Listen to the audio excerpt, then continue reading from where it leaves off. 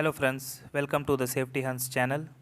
Today in this video, I am going to discuss about risk assessment and its type.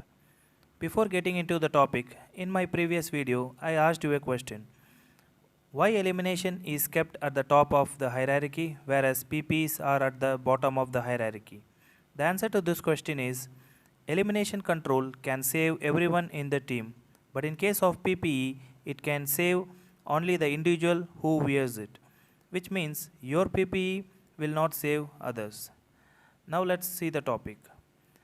Risks are the problem that could arise as a result of an activity. It is important to identify them prior to work execution so you know what you are up against.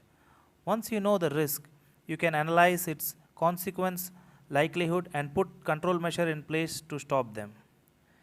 Now see what is risk assessment.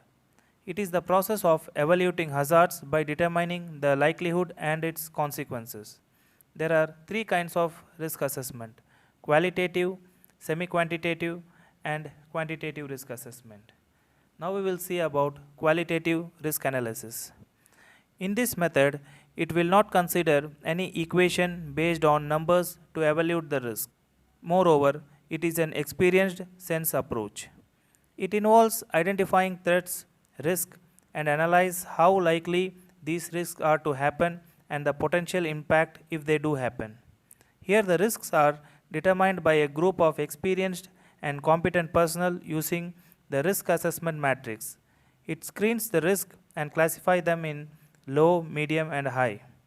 Example of qualitative risk assessments are hazard, HACCP, and what if techniques. We will see now what is semi-quantitative risk assessment. Here the risks are determined by a team of experienced and competent personnel using a semi-quantitative risk matrix. It is used where the risk cannot be completely quantified due to uncertainty in data. Example of this kind of technique is FMEA, which is failure mode and effect analysis, LOPA, layer of protection analysis, and TRA, task risk assessment. Now we will see about quantitative risk assessment.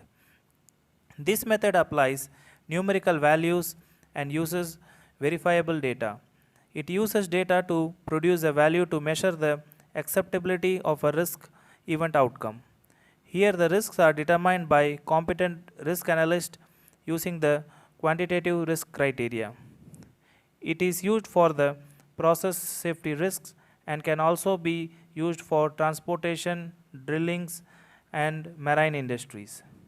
Here, mathematical and statistical models are used to quantify the consequences and likelihood of the major accident events.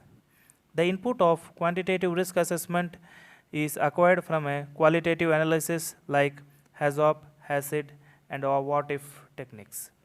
That's all in this video, friends. The question for today is, once you apply the control measures to the risk, which one is going to get reduced? Is it probability, consequence, or both? Kindly subscribe the channel to get notified every time whenever I upload a new video. Thank you.